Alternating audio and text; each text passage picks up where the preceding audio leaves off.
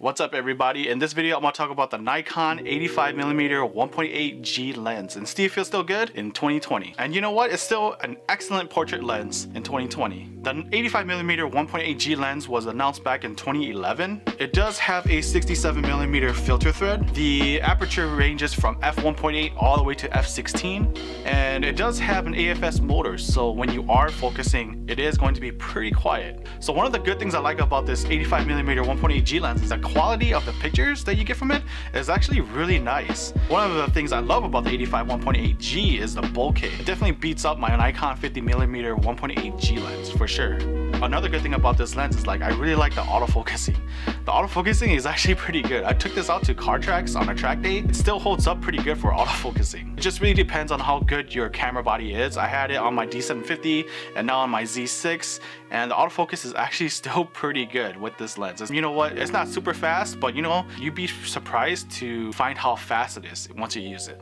One of the bad things I didn't like about this lens is not really a bad thing, it's just a personal preference, but it doesn't have VR, so just be aware about that. And another bad thing that's easy to fix, it's not really a bad thing for me, but for some people it is that it does produce some vignetting on a bright day, but you can always fix that when you post-process it or edit it.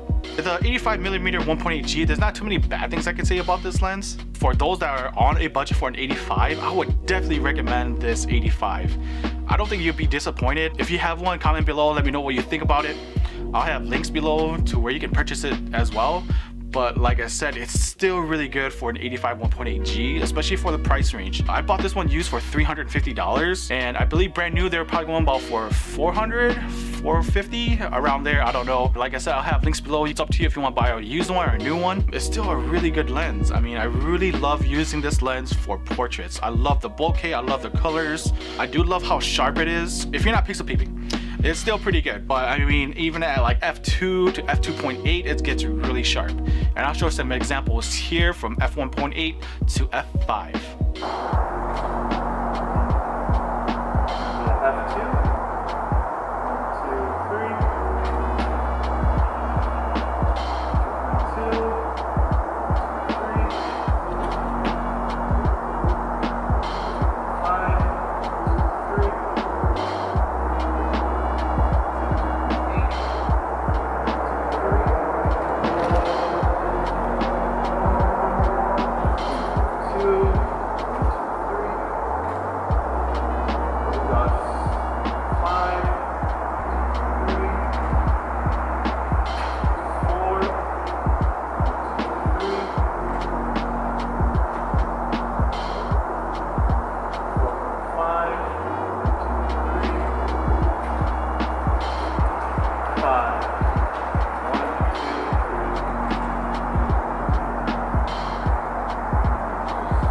So I think after f5 it gets pretty sharp after that, so it's just gonna be super sharp for any prime lens past f5. You can use this on the older Nikon D40s, the Nikon D3000 series, the Nikon D5000 series, and the Nikon D7000 series, and so on. This lens will work on pretty much every Nikon DSLR out there and Nikon SLR out there.